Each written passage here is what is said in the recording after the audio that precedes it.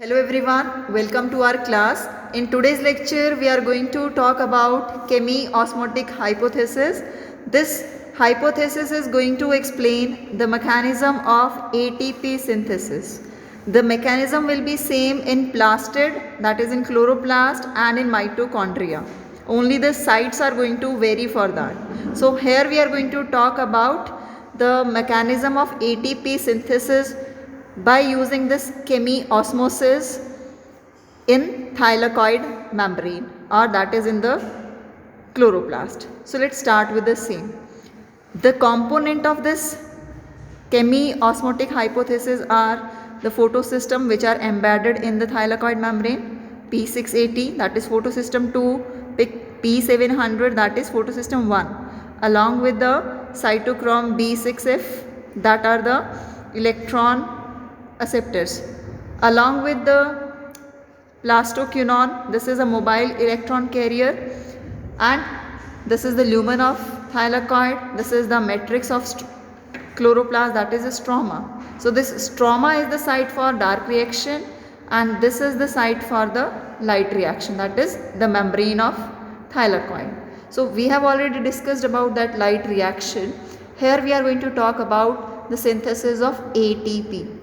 So this is going to happen by we need different steps in that. The first of all, we need to create a concentration gradient of what?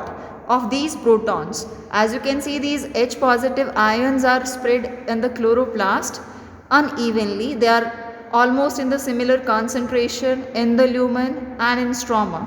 So for the movement of these ions into the stroma, we need to create the concentration gradient, the difference in concentration gradient, so that the movement can take place from higher concentration to lower concentration. And when movement is going to take place, energy will be released. That energy will be used to make ATP. So let's see how it is going to happen. We have 3 steps to maintain or to create that concentration gradient. The first is photooxidation of water, that is photolysis of water. So when this photolysis of water is going to occur, water splits into proton, electron, oxygen, and oxygen is going to remove from the cells out into the atmosphere. Electron will refill P680, hydrogen ion will be accumulated in the lumen. Okay, so these hydrogen ions which are released from here are accumulated in the lumen. This is the first way. Second way is what? We have this mobile carrier plastoquinone. This is going to accept the proton and going to form, or they are going to be reduced into PQH2. So this PQH2 move inner to the membrane of thylakoid and release the hydrogen ion.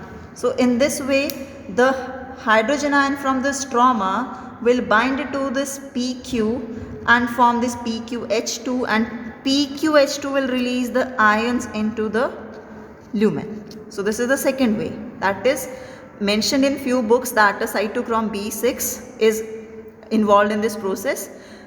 Actually this PQ is associated with cytochrome B6 complex, that's why it is mentioned in that way. Third step is what?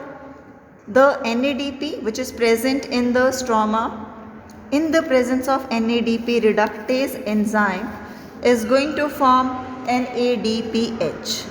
So when this hydrogen ion bind with this NADP, that results in decrease concentration of these hydrogen. Hydrogen will keep on binding with this to form this. So this will happen here only.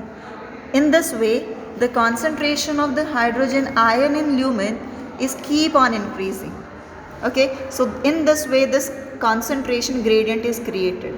Now the lumen of thylakoid is having high concentration gradient of these protons.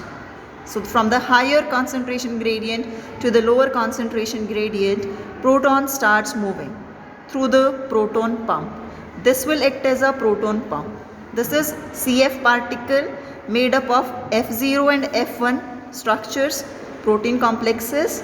This is the structure of ATP synthetase, that enzyme which help in binding of ADP and inorganic phosphate to form ATP. So when these protons will move across this channel into the stroma, due to the concentration difference, energy is released, and that energy is used to bind ADP with inorganic phosphate to make ATP.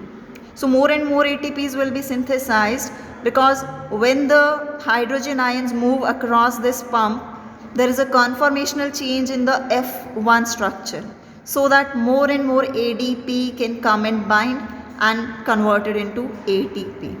So this is the chemiosmotic hypothesis. Thank you.